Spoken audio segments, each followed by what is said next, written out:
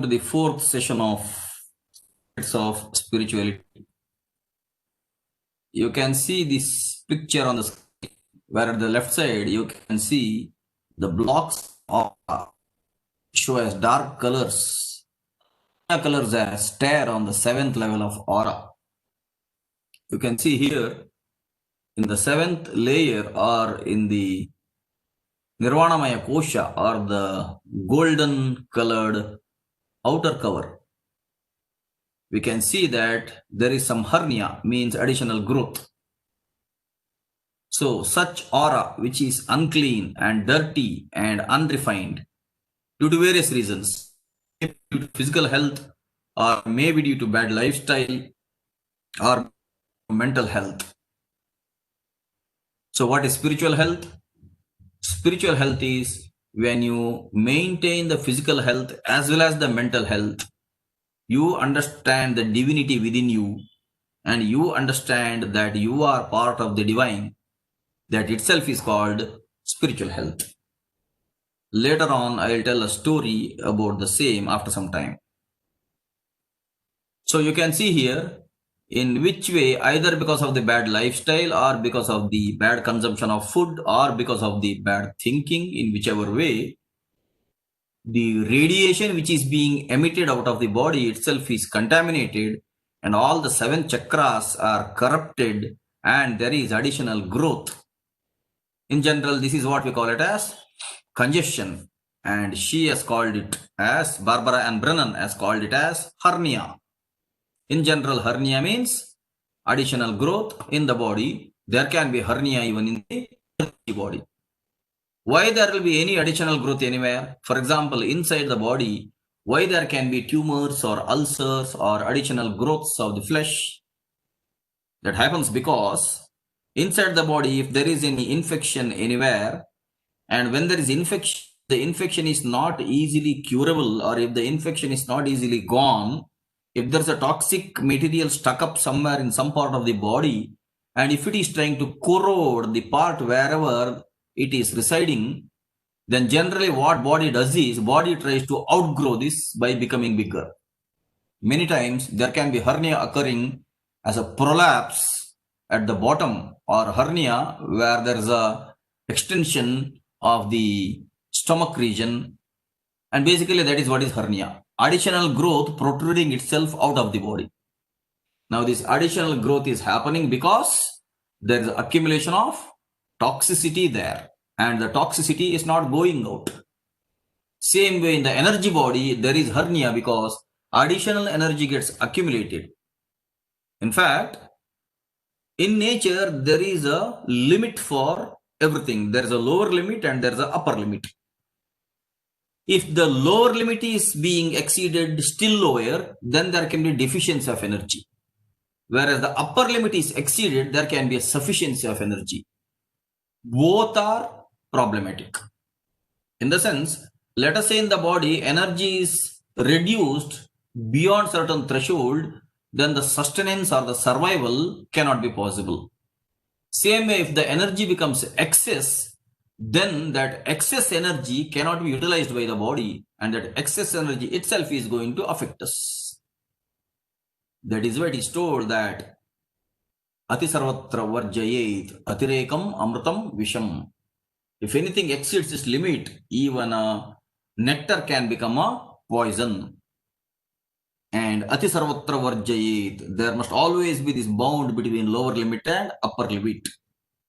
So that way you can see here, there is a protruding in the outer layer of the aura, which means energy body is getting extended here. Okay. So now after healing, you can see the patient's aura after healing, how this Hiranya Garbha is cleansed, and the radiation is even everywhere, and even the 7 chakras are cleansed, and even the etheric body, which is having a bluish tint, is how the Pranamaya Kosha, or the etheric body, which is indicated here by the bluish tint, is uniformly distributed. Now in between the outermost golden layer and the innermost Annamaya Kosha, there are the other 5 koshas. Annamaya, Pranamaya, Manomaya, Vijnanamaya, Anandamaya, Brahmamaya, Nirvanamaya. That way there are these 7 koshas. But all the 7 koshas may not be having 7 distinct colors. Because again, color is a frequency or vibration which is visible to the eyes. Everything that is present in the universe in the energetic form need not be visible always. Visible portion is one spectrum. Audible portion is one spectrum. And heat or thermal portion, heat or cold or whatever, tactile portion is one spectrum.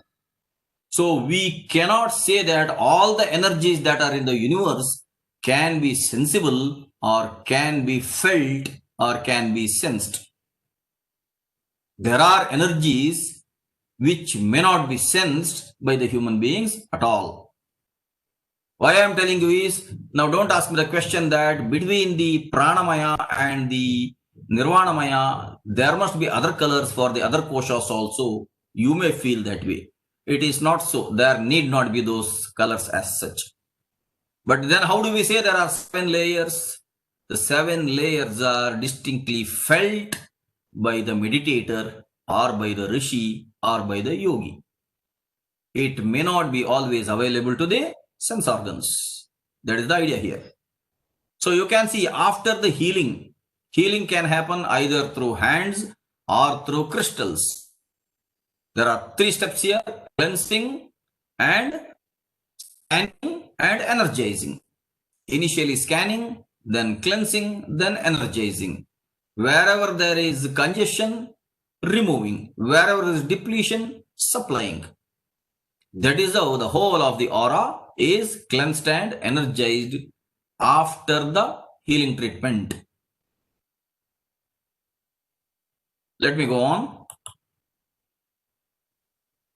Now look, this is a typical picture where Barbara Ann Brennan has indicated the dissociated thought form.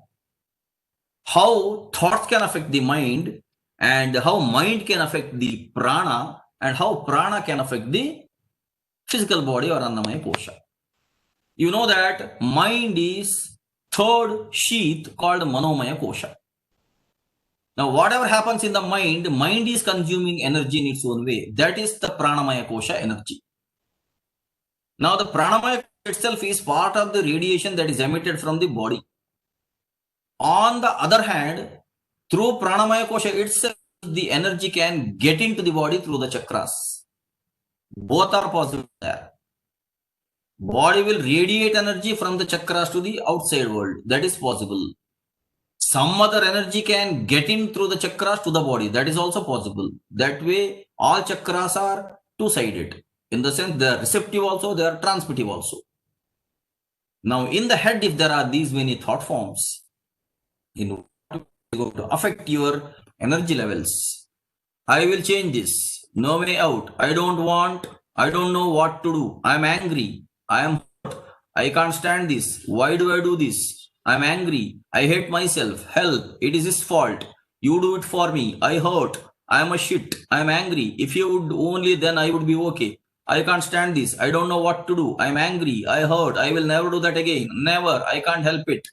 It's not my fault. Nobody else would want me. I will leave him. I need him. I am scared. I hate him. I don't care. Why doesn't he treat me right? Way out is feeling and paining.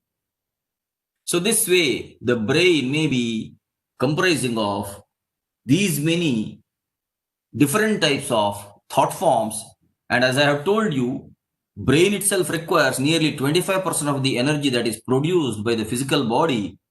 Now you think about the brain, which is maybe contaminated or maybe dissociated and maybe disturbed by these many thought forms.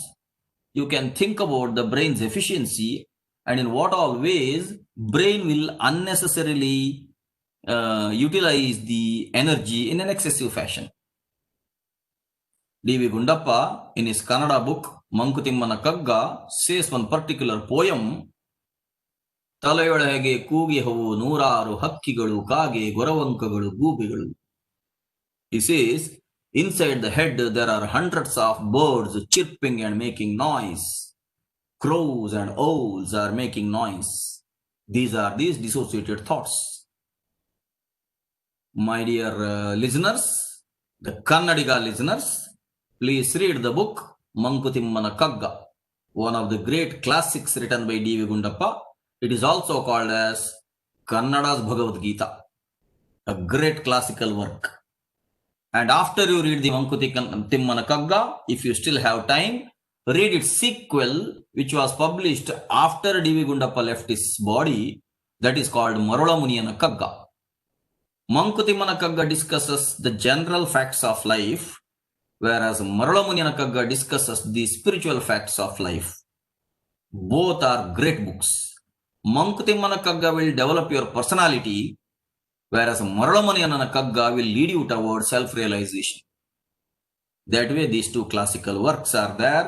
When you have time, read such great books.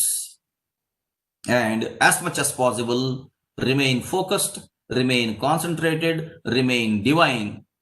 Don't allow these many thoughts to disturb you.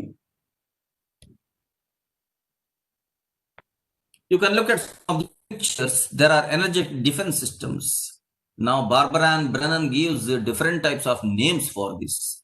Depending upon the nature of that particular person, maybe it is because of heredity, maybe it is because of the social environment, or maybe it is because of the previous life. In whichever way, every person will have a basic nature or basic behavior or basic way of thinking. Only if the person tries to refine or have a betterment, only then these things can change. Otherwise, these things will remain as they are.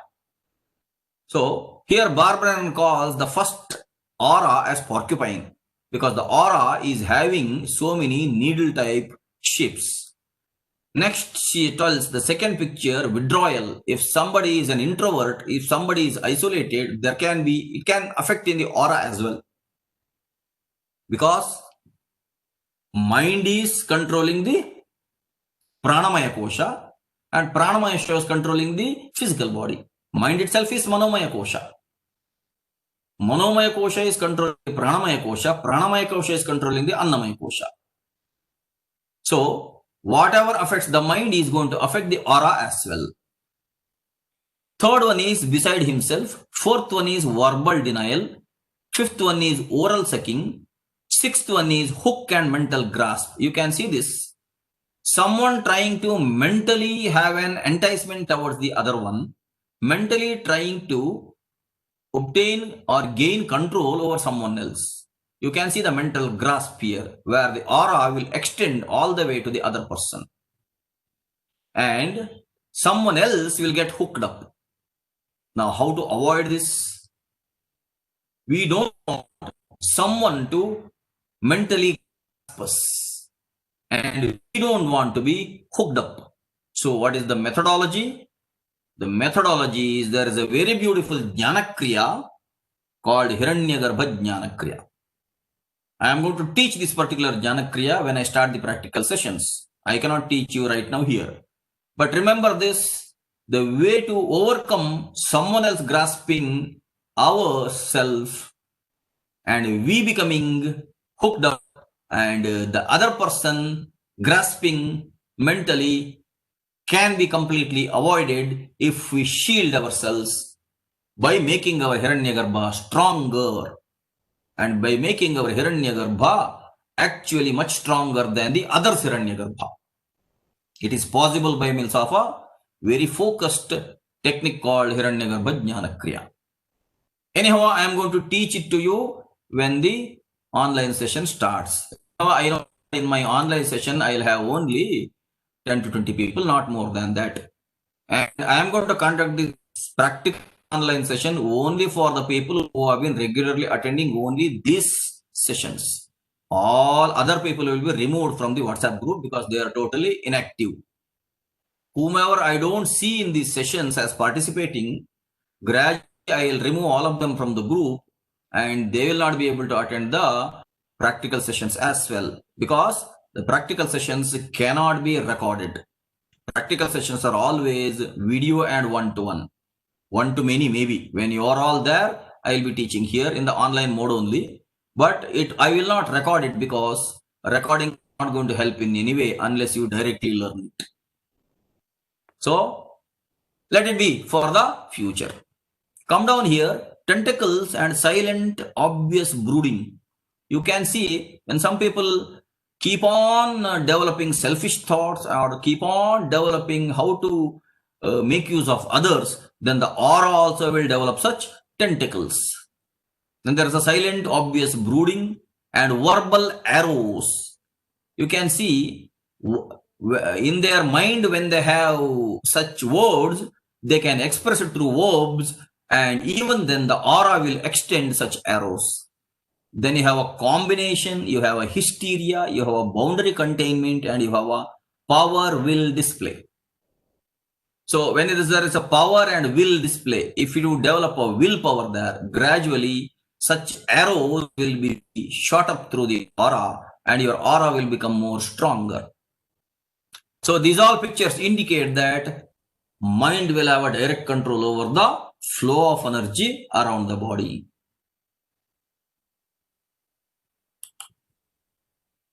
Now Barbara recommends some of the exercises which can be done regularly so as not to have energy blocks in the body. These are all very simple exercises, and I have actually included them in our list of exercises also. For example, in the second set of exercises, second set of yogasana practices, we have named it as Shithilikarana Vyayama, where you can see all these exercises gradually. One thing is simply movement of the feet. Second thing is movement of the knees. Third thing is movement of the knees in a different ways. Generally, we practice this whenever we practice Padmasana. Then movement of the palms up and down, and fist clenching and then releasing the fingers. Especially healers are supposed to have highly energetic hands. In fact, for the healers, hands are the tools. So they should have highly energetic hands. So there are some exercises for the hands. Then there are some exercises other way for the shoulder joints. Then other exercises where there can be exercises for the waist region also. You can see all these. These are all the exercises for the waist region, so that all the joints in the body will be flexible and free, and there will not be any energy blockages anywhere in the body. Other exercises, in general, we call such exercises as dharmikasana. In the yogasana practice, bending front and staying like that is called dharmikasana here. And there are other exercises for stretching the backbone. And then there are neck exercises, front and back, left and right, twisting and turning the head, because even the neck joints should not become stiff, they should be flexible. But all these exercises are already narrated in our second yoga abhyasa or yogasana session. You can go through it. But they are all in Kannada. Those who do not understand Kannada can still understand that video, and to some extent you will learn Kannada also. That way you will be happy. For the other exercises, maybe for chakra, for the Muladhara chakra, this is the exercise. For Swadhisthana, this is the exercise. See, chakra 2, this is the exercise. For chakra 3, Manipura chakra, this is the exercise. For chakra 4, Anahata chakra, this is the exercise. But strictly speaking, only the exercises will not help in the development of the chakras. These exercises will make those particular portions flexible, and they will allow free flow of prana there. Anyhow, you will be learning the Mandala Dharana method for the chakras. So you don't have to know much about how to actually unfold the chakras. Now, exercises are for chakra 5, Vishuddha chakra, for the neck movement. Then for chakra 6, Ajna chakra, and then for chakra 7, Sahasrara chakra. These are the exercises or the breathing posture forms which and recommends. She also gives a picture of main points of foot reflexology. This is part of Chinese therapy of acupressure as well, where they have identified that all the organs within the body are connected through the nervous system, and all these organs, nerves which are connected, they end up at the palms and at the feet. So they have identified some of the acupressure points. And in general, in the Chinese methodology of acupressure, they say that if you keep on pressing your palm through your other thumb, and if you don't find any pain anywhere on the palm, means that all your internal organs are healthy. Now, if you keep on pressing your palm through your other thumb, and if at all you find any pain on some particular point on the palm, then it means that that particular point is connected to an internal organ, and that organ is somewhat weak then. So the solution, what acupressure says is, wherever you have a pain on the palm, keep on pressing the same point again and again. Even though it is painful, keep on pressing the same point again and again. When you keep on pressing the same point again and again, gradually, for that particular nerve, you are inducing stimulation, and that particular nerve will become more functional. When it becomes more functional over a period of time, even the organ which is connected to the nerve will become more healed. This method is called as acupressure. Now they have identified such acupressure points even in the feet. That is why you will find some types of plastic footrests where there will be sharp pins, and they are specifically called as acupressure footrests or acupressure mats. You can keep your feet always, and you can try walking while standing on this particular footrest or mats. They are available in the market. They will have very sharp points everywhere.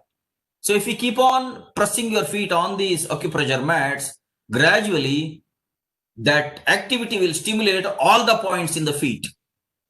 You may not be able to individually find out where there is pain, where there is no pain when you press the feet. Actually, that also you can try. You can press the complete feet by means of your hand's thumb, and you can find out whether you have any pain in a particular specific point.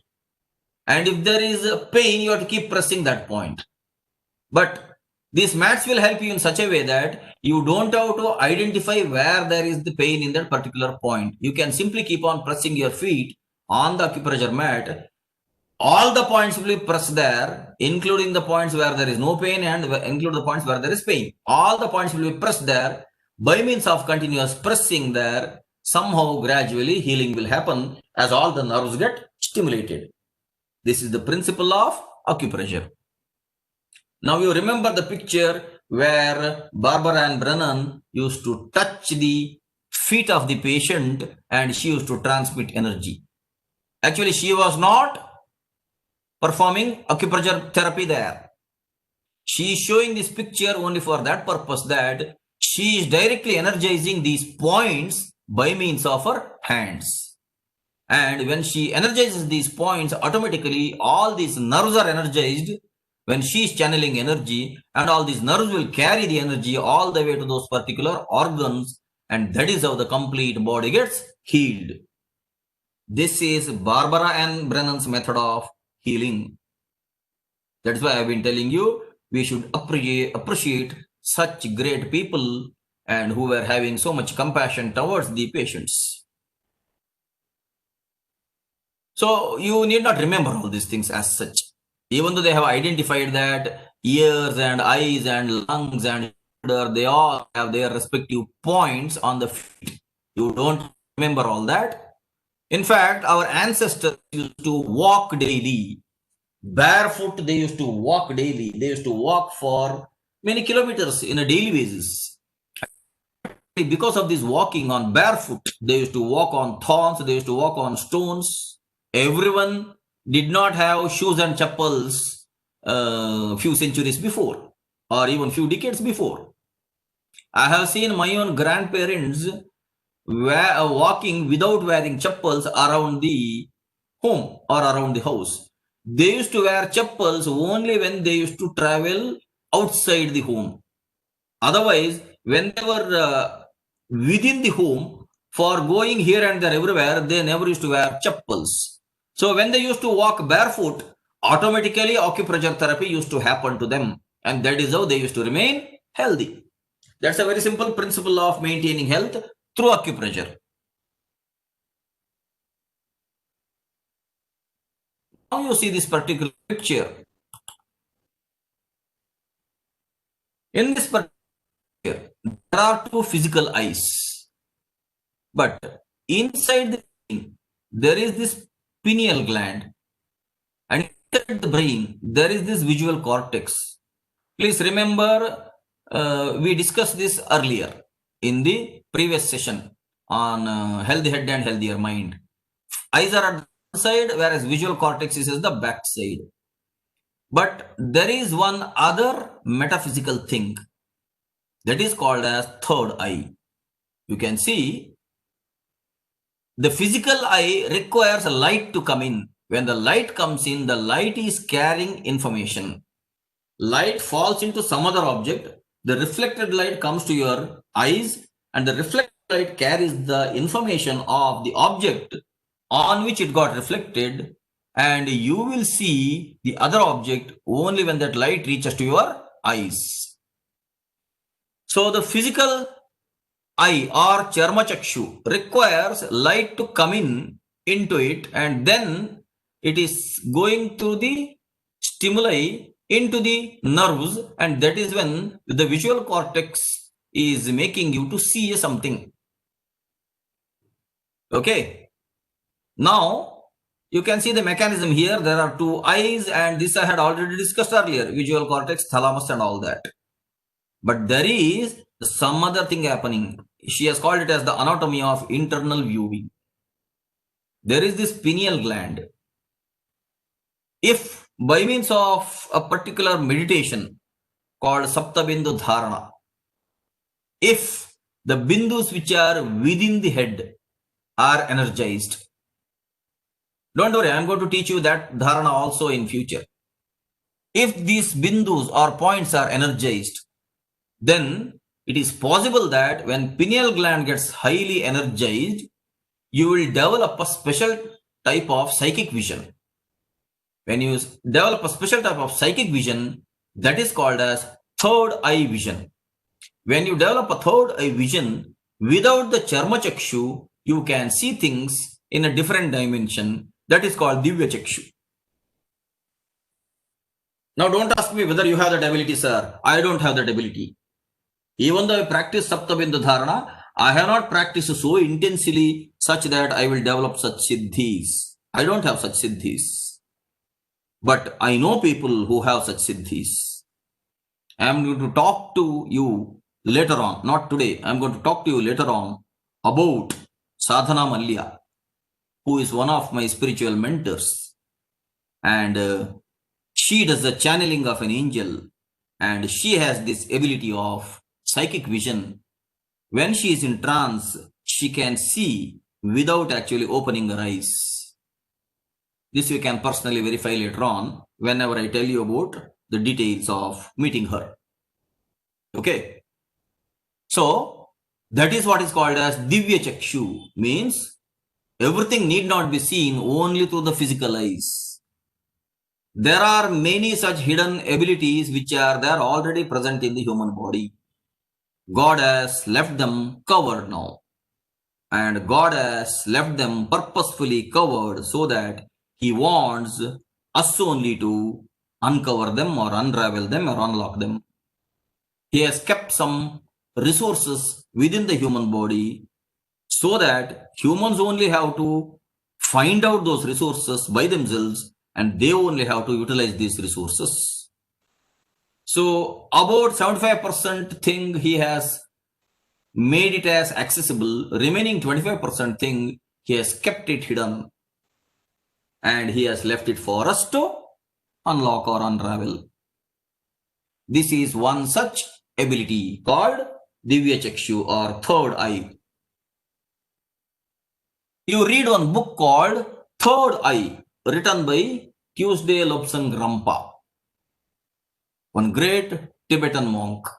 He has written many books, but this particular book is a very wonderful book, where when Rampa was a small boy, the Tibetan lamas conducted a small surgery to his head, and they purposefully opened up his third eye.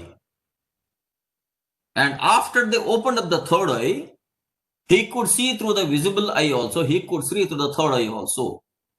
And he could directly see the aura of the people. Just like Barbara and Brennan can see the aura of the people, even Lobsang Rampa could see the aura of the people. By looking at the people, he could find out, based on the colors, that whether they are virtuous people, whether they are evil people, whether they are wicked people. I had shown you in the earlier sessions about the colors of the aura and what color indicates what type. Light colors always indicate virtuous type, and dark colors always indicate wicked type. Now, Lobsang Rampa could see the aura just by means of this particular surgical procedure. His third eye was opened up, and he could see the aura of the people always. And he could find out who is wicked and who is virtuous, who is angry, who is jealous, who is selfish, who is noble, all that just by looking at the colors. Okay. Now, why they did surgery on Lobsang Rampa was, they wanted to use Lobsang Rampa such that whoever comes to visit Dalai Lama, in advance, it must be known the person who is coming to visit Dalai Lama, with what intention he is coming. Because Chinese were doing a lot of conspiracy on Tibet at that time. Later on, Chinese succeeded now. In this conspiracy, Chinese have completely occupied the Tibet now. But at that time, Dalai Lama was staying at Tibet itself, and they did not have any army. They were all monks living in their own way. Chinese became wicked and selfish. They occupied Tibet. But at that time, Dalai Lama wanted to know who is a friend, who is a foe. So they wanted to use Lobsang Rampa for this purpose. That is where that surgical procedure was performed. You can read the book Third Eye. Okay, I am showing you this picture only to indicate that the third eye is also real. Let me continue.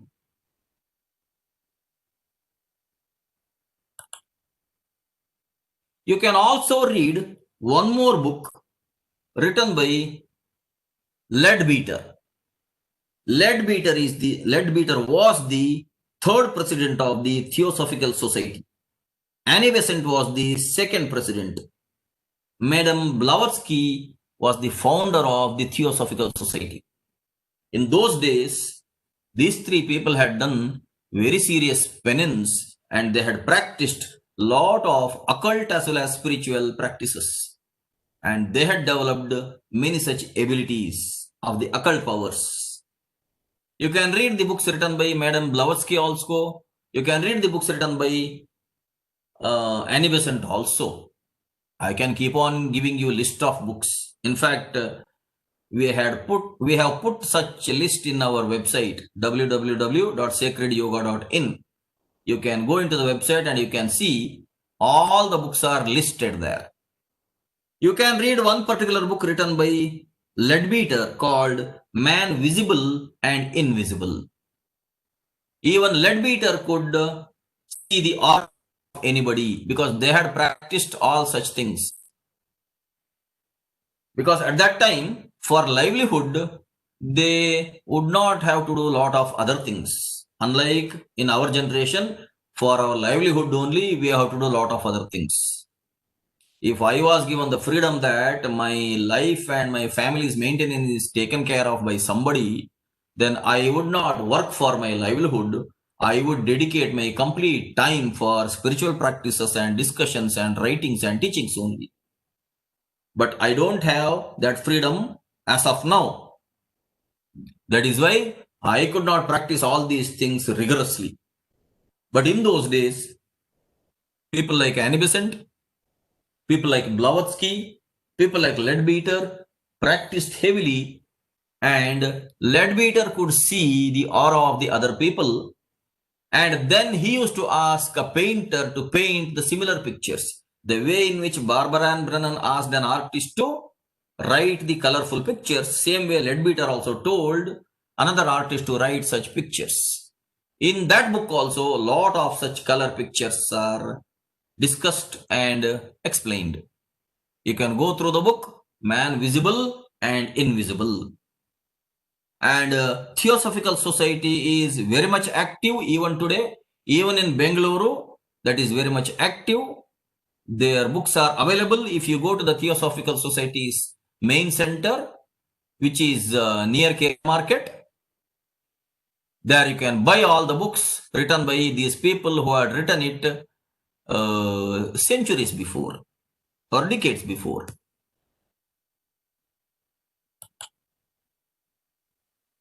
So after Annamaya Kosha, it is Pranamaya Kosha. Here it is called as etheric body. It is having a lines of blue light. As I have been telling you, the bluish tint or tinge wherever is there, that is called Pranamaya Kosha, and it is called as etheric body.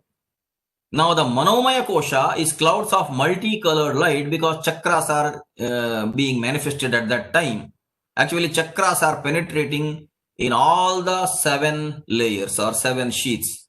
Chakras are the interconnecting whirlpools, we can say, or interconnecting cones, we can say, which are interconnecting all the 7 sheets. That is why here the Manomaya Kosha are functioning there. So she calls the Manomaya Kosha as the emotional body. As I told you, there are different terminologies. It is better that I use only the Sanskrita terminology, which is clear and distinct. There are no confusions there. Whereas in English, different people have used different terminologies and there can be a cause of confusion.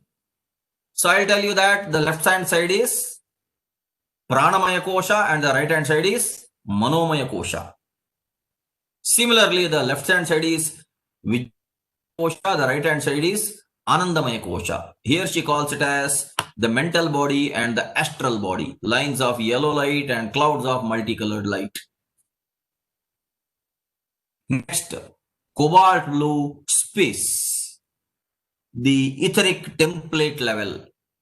This is what she calls. She gives such names for the outer layers further. She says the celestial body, or we call it as, okay, let me continue. Barbara and Brennan calls this as the celestial body, which we call it as Brahmamaya Kosha, and she says we are all divine beings. That is why the name celestial body. It is not that she only says that we are divine beings. Basically, we are all divine beings, as all the Upanishads proclaim directly. And then threads of golden light. This is what I call it as Hiranyagarbha. And this is how the 7 koshas or 7 sheets are depicted. Now you can see a picture where she calls it as a core star. She calls the Manipuraka chakra as the core star. Actually, the word Manipura itself means the city of jewels, where it is radiant. The basic element of Manipura chakra is Agni or light. So she calls it as a core star. As I told you, different terminologies with different people. Now she calls this as the Hara line. The line which is right from Mooladhara extending all the way till Sahasrara.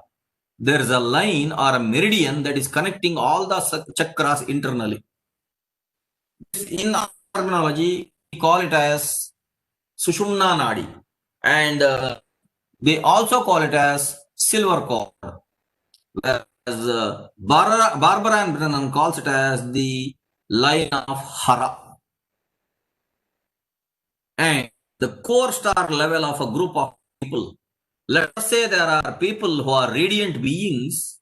If at all in their sixth kosha or in the sixth sheath, if they are observed or seen through that particular power, then they don't look like physical bodies, they don't look like astral bodies, they look like stars. That is why Upanishad proclaims that all human beings are Jyotiswarupi. Jyotiswarupi means all human beings are basic radiant beings or light beings. Ultimately, universe is nothing but a collection of so many such energies. The auric field of a couple in a synchronistic communion. When two people are mentally compatible and when they are communicating with each other, you can see from their core star or Manipura chakra, you can see the aura as well. You can see the Sushumna Nadi or silver as well. They are all intact as they are. But the two aura are not repelling each other.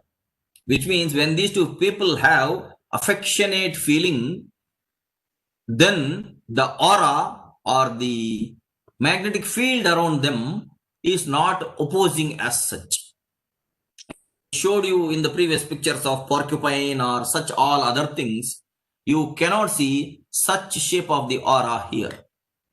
That way, she says these two people are in synchronism with each other. The auric field of a couple defense. In defense, in the sense, the person is trying to tell something and the lady is not listening. The lady is in a defensive position. She is not in a receptive position. Now you can see the aura of the lady is completely defending her. And whatever he is projecting, it is not reaching her aura and actually it is coming back. It is hitting the shield and then it is coming back. That is when I say, when we develop willpower, this particular effects, maybe it is a positive effect, maybe it is a negative effect, whatever effect, that effect is not going to hit us, it is actually going to go back. Now, I'll tell you the power of Gayatri Mantra. I'm going to teach you Gayatri Mantra in the practical sessions. When you chant Gayatri Mantra, let us say 108 times, taking an Akshamala or a Japamala in your hand, and in these 108 times, if you remain completely focused, then you are going to develop a tremendous willpower. When you develop that tremendous willpower, naturally your aura will become defensive, it will protect you. I had read a book many years before about how to get rid of this psychic interventions and how to have a psychic self-defense. And in that book, he repeatedly mentioned about visualizing a golden color around the body. Now, already seen that there is a divine golden color or radiance around the body. And even the Hiranyagarbha Jnana Kriya is the practice of such visualization only. Now, if you develop such aura around you where there's a golden shield around you, no other defensive attacks or whatever, no other attacks or whatever is not going to affect us. That is indicated in this picture. Now, the auric field of a couple escalating defense. Escalating defense means both are trying to control each other. When both are trying to control each other, now whoever is stronger, that way it may affect the other one. This is that example. Now you can see aura of couple in love. The couple who have feelings towards each other. And the aura has assumed the shape of an apple. You can see here. When they are together, the pranamaya kosha or the aura, not only the pranamaya kosha, all the 7 sheets, they have merged with each other. When they have merged with each other, and when they are together, you can see the shape of the aura has become an apple shape. And this is what they call it as a symbol of love, right? Whenever they have a symbol of love, they write such shape only. So, in this way, whoever invented the love symbol, whoever invented the love symbol, they must have seen the aura of the couple who are in love. Then they must have told to others that you can write the symbol for love. This is a direct proof for that. Now, my word of advice to you is, don't be near everybody this way. You choose people with whom you have to be nearer. Because whenever you are very nearer to somebody, the aura is going to merge. When the aura is going to merge, you already know that energy moves from the region of higher concentration to the region of lower concentration. There are risks. So it is better that we remain alone. I should appreciate the Indian culture now. In the Indian culture, marriage or vivaha is one such culture where getting in touch physically with others is prevented, and getting in touch with only one life partner is actually advised. This means what? This means that when husband and wife are physically in touch with each other, only when they are nearer to each other and when they have mutual feelings towards each other, they will develop a love symbol around. On the contrary, if people keep touching each other in a different way without giving any importance for the virtuosity of marriage or such relationships, now you can think how aura may get contaminated by means of such physical contacts. That is why I again appreciate the Hindu culture or Indian culture where Garbhadhana, Umsamana, Simantonnayana, Jatakarma, Namakarana, Nishkramana, Annaprashana, Chudakarma, Karnavedhana, Vidyarambha, Upanayana, Vedarambha, Keshanta, Samavartana, Vivaha, Antyeshti. These are called 16 samskaras in the Vedic culture. That way the ancient rishis had prescribed about the method of living a virtuous life. Now you understand and compare the Indian way of living with the way in which in the other parts of the world people are living. On the contrary, again, you just compare how the younger generation is not having regards towards the ancient Indian way of living and how they are getting attracted to the Western way of living. They will have to learn the lessons now by just understanding that when two people are physically together, even the aura gets merged. And if those two people are in sync, then the aura will enhance their feelings in a much better way. On the contrary, if there are no such feelings, if you keep on mixing with every other person that way, then there can be a mixture of so many types of energies and it will gradually affect the mental health, sometimes maybe the physical health.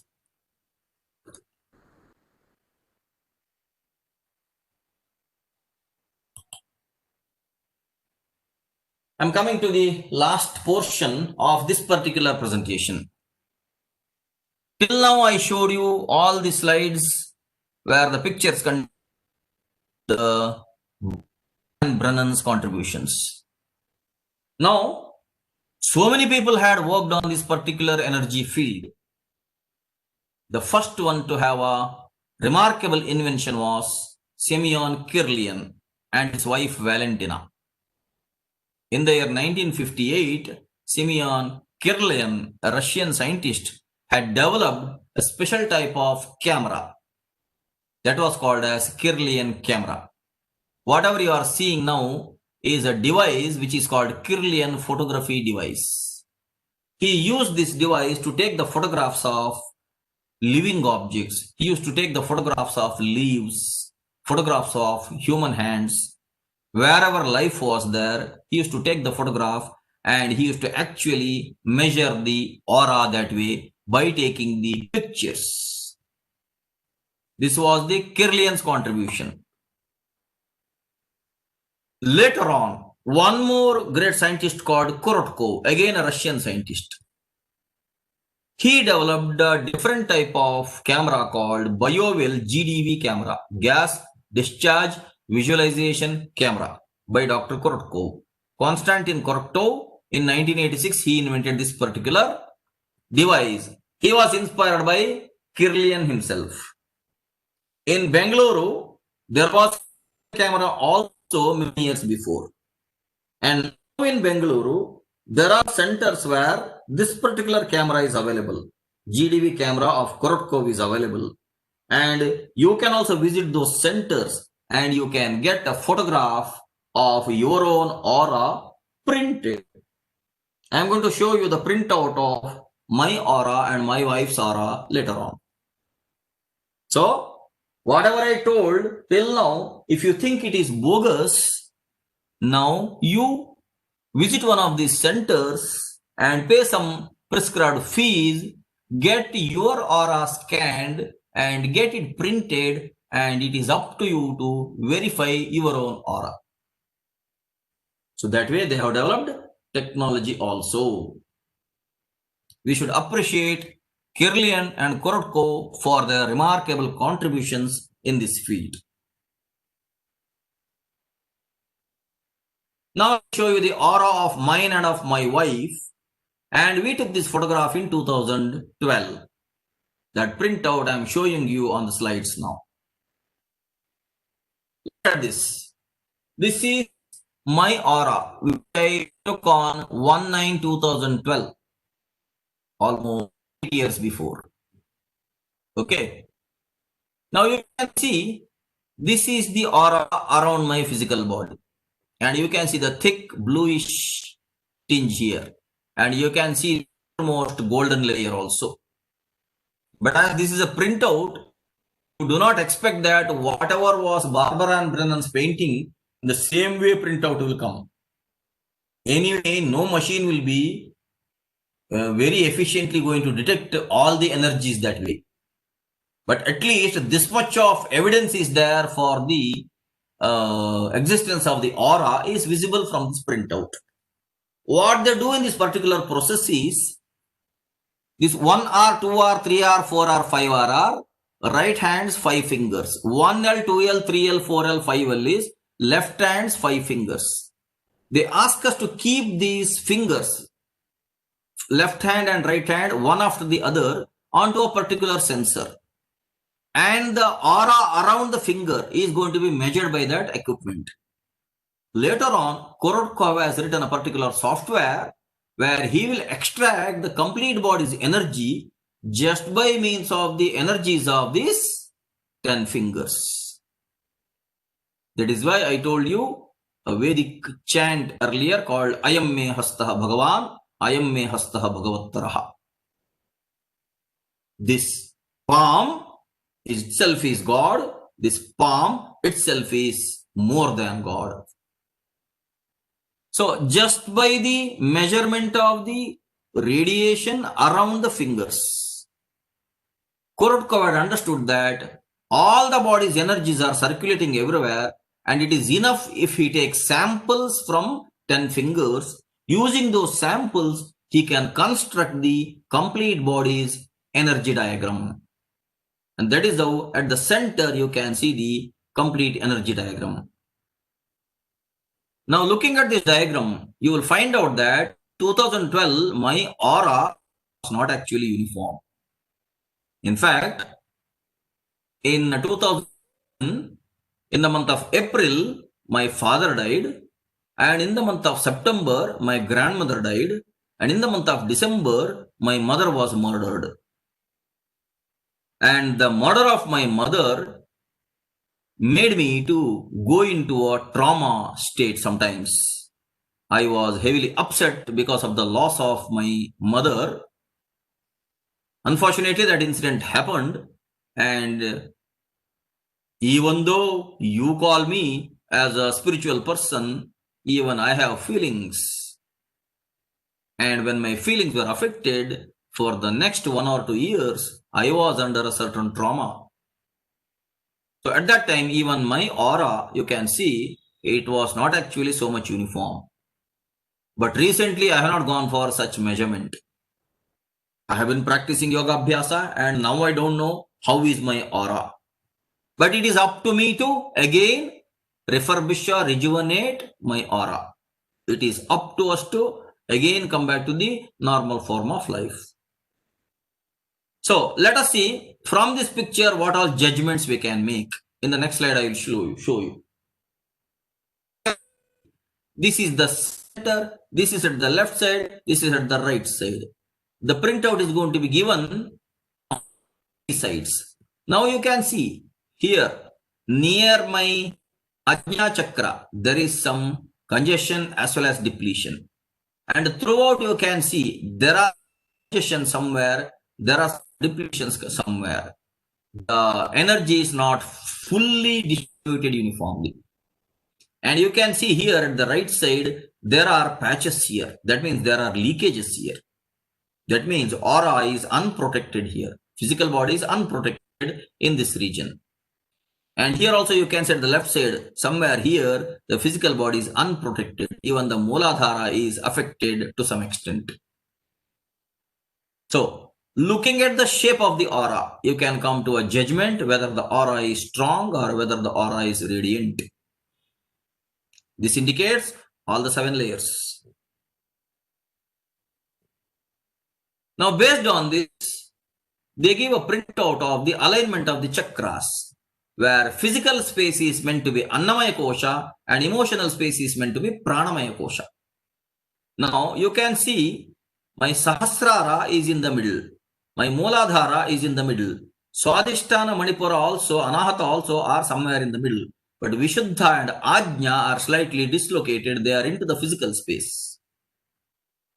You already know that I am a professor in a college and I keep on talking. All 7 days I keep on talking. 6 days I talk in the college. Sunday I talk in the yoga classes. So 365 days I keep on talking. When I keep on talking, naturally my Vishuddha was affected. Throat chakra was affected. That you can see as a dislocation. And you can see Ajna chakra also dislocated. As I told you, I was undergoing a trauma at that time because of the sad demise of my mother. And even my Ajna chakra was affected. Now, when I saw this, I came to a conclusion, I should bring these chakras back to the central line, where Annamaya Kosha and Pranamaya Kosha are aligned perfectly. So all the chakras have to be exactly at the center line. So what I had to do? I had to take care of my throat so that the Vishuddha chakra will not get dislocated. I have already told you all the tips about how we can maintain the health of the throat. This was an alert for me that I should take care of the throat. Otherwise, if the chakra gets dislocated further, then I may have serious health effects there. So I took care of the health of my throat. How I took care, you already know. I have already discussed it in the previous presentation. Now, how to bring back the Ajna to the center? I started developing more and more of willpower. I stopped grieving over my mother's sad demise, and gradually I regained control over whatever is happening at the present. And I gradually developed more and more of willpower. because I knew that if I lose it, then Ajna Chakra may get dislocated further. But as I told you, later on, I have not gone for the measurement of aura. Now my Vishuddha may not be dislocated. Now my Ajna may not be dislocated. That is my strong feeling, because it is now more than 8 years. So, all these printouts indicate these are not some bogus pictures. These are not some simple printouts to fool anybody. These are real. You can get those pictures printed for your own self, and you can analyze yourself in a better way. They give further the printout the left hand side and right hand sides of the body's distribution of energy. And in general, in the green zone, if this energy line is there, then it means that the body has enough energy. As I have told you, there's an upper limit and there's a lower limit. Energy should not be lesser, energy should not be larger.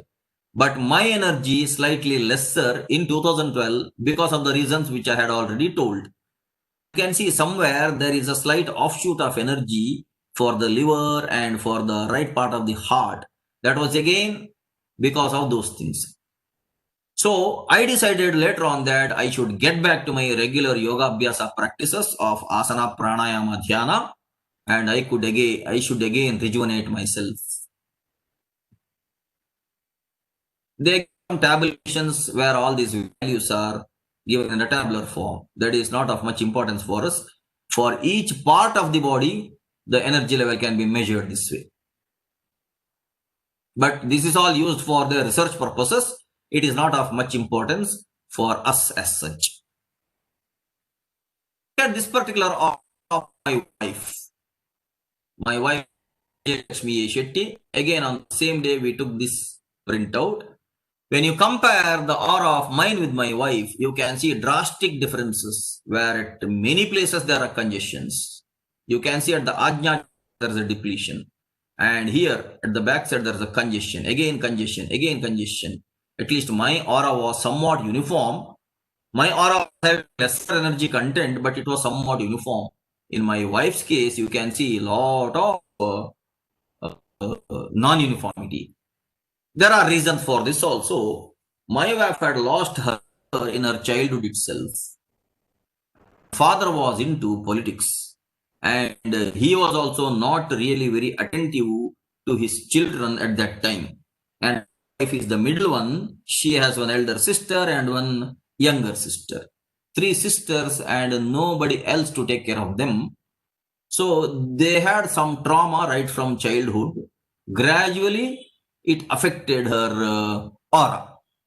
And later on, she developed thyroidism symptoms, and gradually it all affected. Now, this aura indicates that she has to seriously take care of herself. The only remedy is practice yoga abhyasa, yogasana, pranayama, dhyana, physical exercise, breathing exercise, and mental exercise. That is what I advised her, that she has to come back to practices.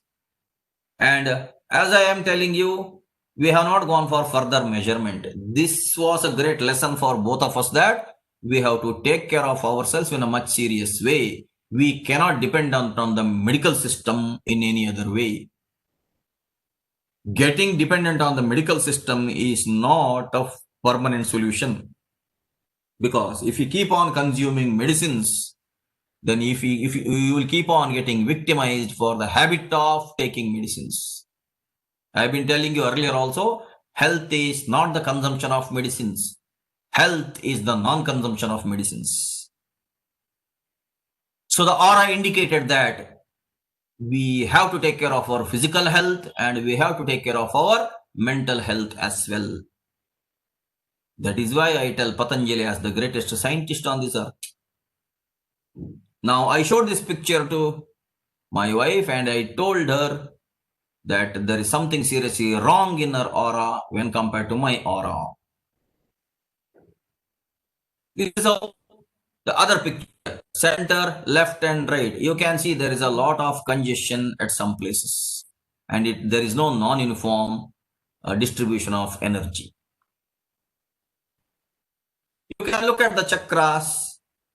Except for Swadhisthana and slightly Manipura Anahata, other four chakras are dislocated. Mooladhara is dislocated, Vishuddha is dislocated, Ajna is dislocated, even Sahasrara is dislocated. And they are all in the physical space. They are protruding towards the Annamaya Kosha. They are supposed to be bridging between Annamaya and Pranamaya, exactly at the middle. But four chakras are dislocated for a larger extent. And this indicated she was always talkative heavily, always using a larger volume and talking. Of course, talking is part of my profession. I have to talk. So I should have a control over my talking volume. But my wife used to talk always heavily with a louder voice. And I used to tell her, reduce your volume. She used to say, her voice is like that. I used to say, change it. And reduce your volume. Talk only with that much of volume that is required for the situation. You don't have to raise your volume always. And I have to keep on telling her again and again and again by showing this evidence that Vishuddha is dislocated. Moreover, she had the thyroid issues also, which is also related to Vishuddha. And Ajna is also dislocated. She has to develop more and more of mental control and regulate the thoughts. Sahasrara itself is dislocated, means she has to attune herself into her own self, and divinely she has to come back to the center without worrying much about the mundane world or without worrying much about the materialistic life. She has to regain her control between the physical space and the emotional space. Similarly, she has to take care of her basic existence by becoming stable mentally. So Mooladhara should also come back into the central channel. So this picture indicates that the lifestyle will affect the aura, and gradually the lifestyle affecting the aura will dislocate the chakras. And if the chakras are dislocated, that will cause a reason for the bad health of the physical body as well. That is why if there are issues in the physical body, don't keep on getting your physical body diagnosed. That is not the solution. That is when I have been telling all these mentally retarded people cannot be treated by means of physical methodologies, because there is something else that is wrong in the energetic plane, and solution is being tried out in the physical plane. This is the diagram. You can see my wife's energy level is within the green. That means it is not depleted there. She had optimum amount of energy at that time. That is how you can see the size of chakras they are shown are larger than the size of chakras of mine at that time. This is a tabular column. This is much important for us. This is for the research purposes. Now, this is the last slide of this presentation. I have been telling you the body, physical body, etheric body, astral body, psychic body, causal body. That is how I have framed these terminologies. I have been telling you that in different systems, people keep on mentioning about different terminologies. But I have specifically decided that let there be these names. These names in the sense, let it be physical body, etheric body, astral body, psychic body, causal body, corresponding to Annamaya Kosha, Pranamaya Kosha, Manomaya Kosha, Vijnanamaya Kosha, and Anandamaya Kosha. And physical body is the material type, etheric body is the vital type, astral body is the mental type, psychic body is the intellectual type, causal body is the intuitional type. And you can visualize the physical body as purely healthy and etheric body as pure sky blue, as I've been showing you the color. Astral body or Manomaya Kosha is pure rainbow color. It is containing all the 7 colors. Psychic body has pure white color, and the causal body has pure golden color. You can always go back to those slides where I was showing you the complete picture along with the Hiranyagarbha. and the Hiranyagarbha is pure golden color, and Manomaya Kosha is pure rainbow color. In between, there is a small shade of white, that is psychic body or Vijnanamaya Kosha. And pure sky blue is Pranamaya Kosha. Of course, Annamaya Kosha's color will not be visible in the aura. So, Anna means food. So, Annamaya Kosha means the one which is digesting food, ingesting food and digesting food. Prana means life force. So, Pranamaya Kosha means when the physical body generates this life force by means of ingestion of food and breathing, that prana gets radiated and circulated around the physical body. That is called prana. And that is what is Pranamaya Kosha. You already know that Manas is mind, Vijnana means intellect, Ananda means bliss. Here Vijnana means buddhi or intellect. So there are these 5 basic koshas, beyond which there is this Brahmamaya Kosha and Nirvanamaya Kosha also. But let me not talk about those 2 right now, because they are completely God's dimension. They are not our dimension. But let us discuss only these 5 koshas, where Vijnana means what?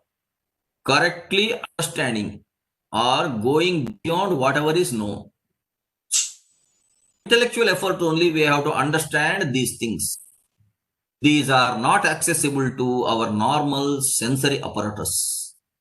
We cannot say that whatever we see is true, whatever we hear is true.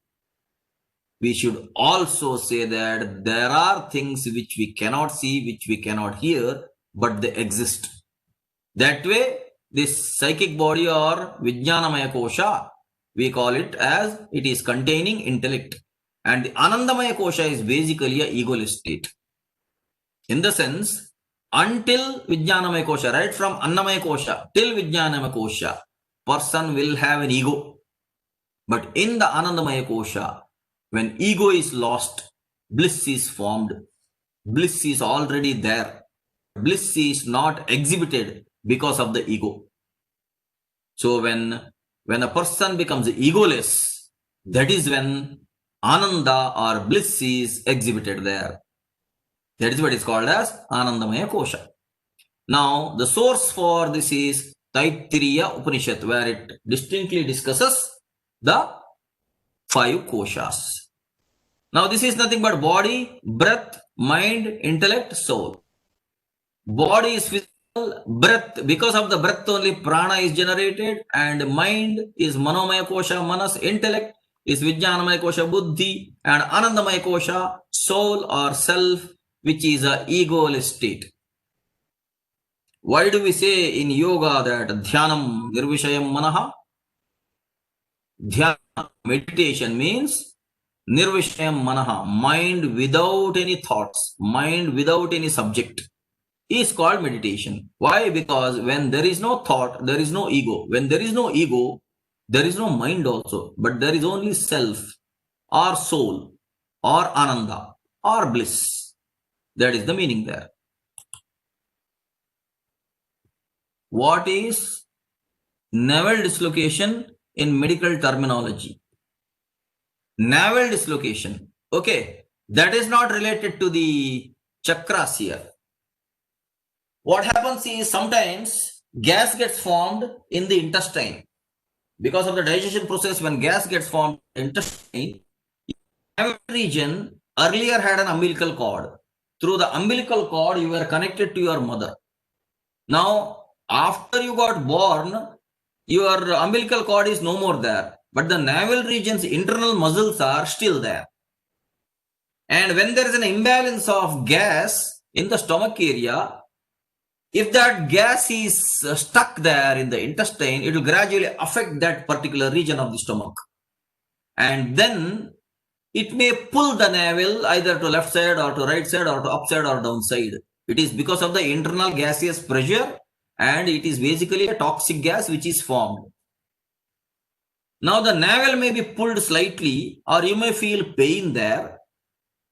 Now what they do is, sometimes they make you to lie down on your back and they keep a lighted lamp on your navel region.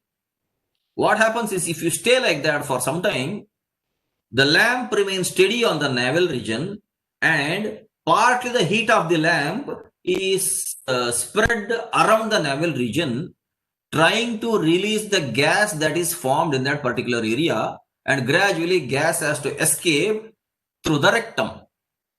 That is one therapy. This sometimes people practice to bring back the navel to its original place. It has nothing to do with any of these things. Okay, that is purely digestion related issue.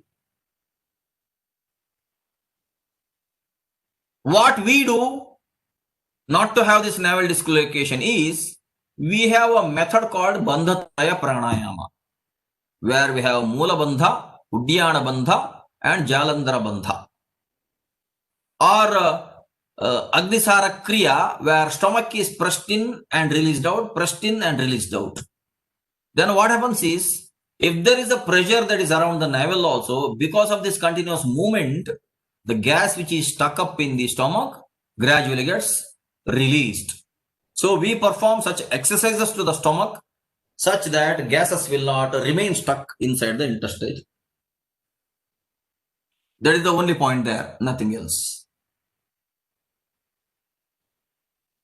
Okay.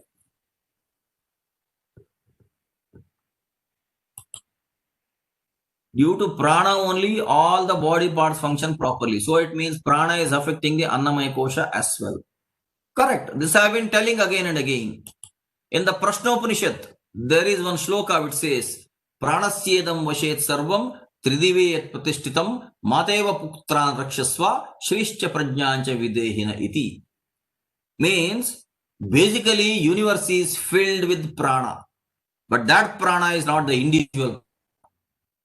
Whatever pranamaya kosha we talk about here is the prana that is generated in the physical body. Otherwise, the whole of the universe has got a magnetic field within itself. And this magnetic field is conscious in its own way. Because of that particular field, only Earth is revolving around Sun and Moon is revolving around Earth. Otherwise, how will these objects revolve around each other? That means whole of universe is filled with prana. And that prana basically belongs to God himself. God is nothing but the universally pervading energy form or consciousness. That is why everything is filled with prana that way. But when you talk about pranamaya kosha, that is different from whatever prana you referred here. Pranamaya kosha is an energy layer which is a radiation of energy from the physical body where prana gets generated by means of food and breathing. Please go back to my earlier sessions on art and science of eating and you will understand it better.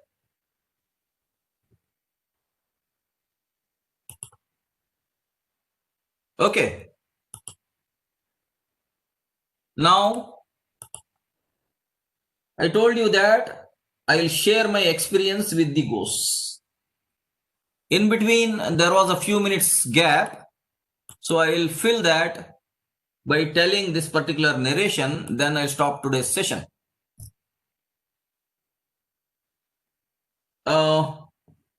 In my ancestral house, earlier my grandparents used to stay.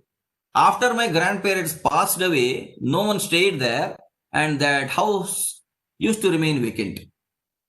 Whenever we used to go to native place, we used to sleep there at night. We used to stay there for 1 or 2 days. Then we used to come back to Bengaluru. And as nobody lived in that house anymore, when we went to sleep there at night, we used to hear some strange sounds there. The sounds as if someone is walking at night, someone is drawing water from the well, someone is walking around the house.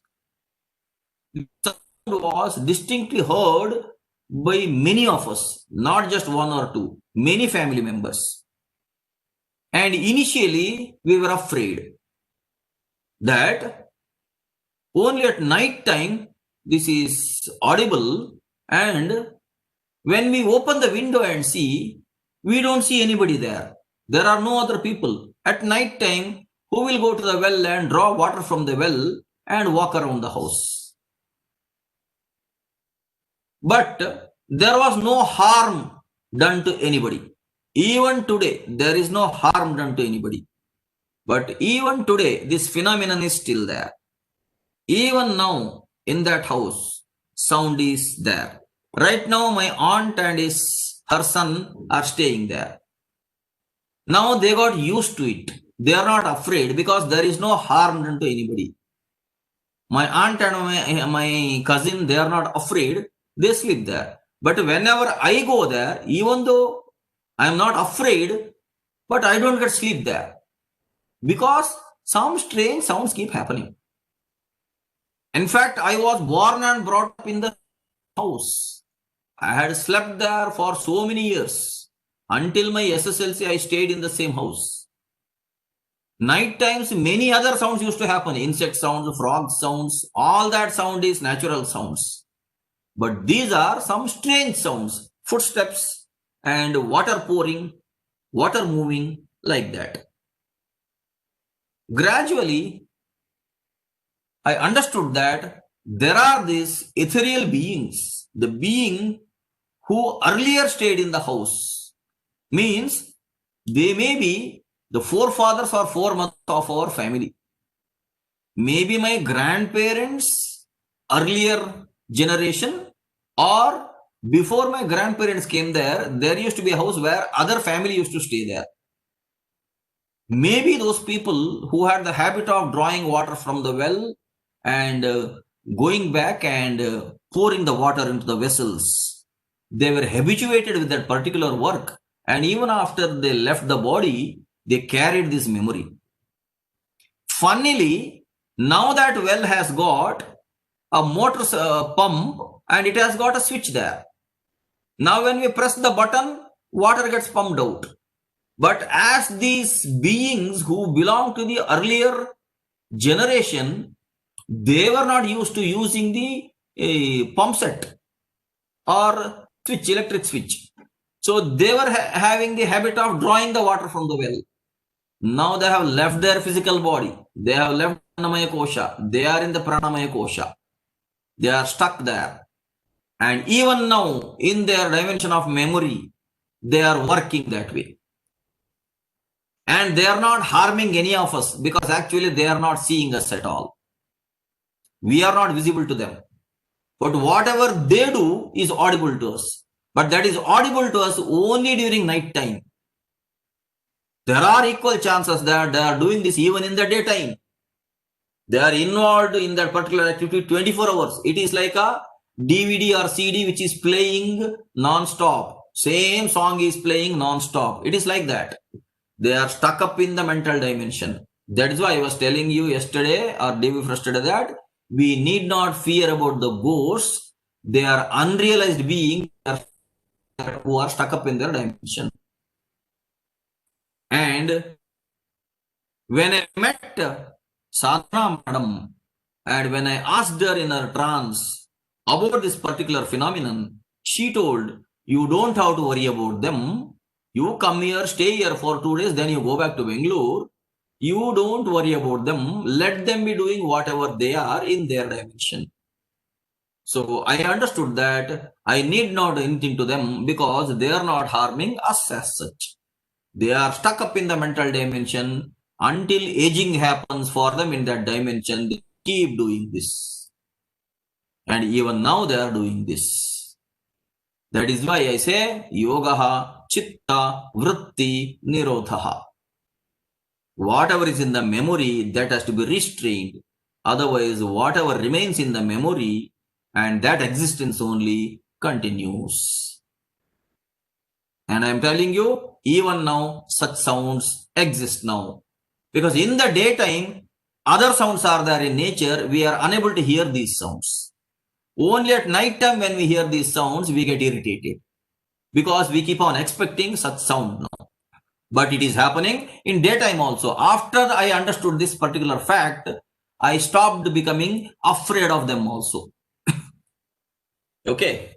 In the next class, I will tell one more experience of ghost to scare you more. So for today, let me end the meeting.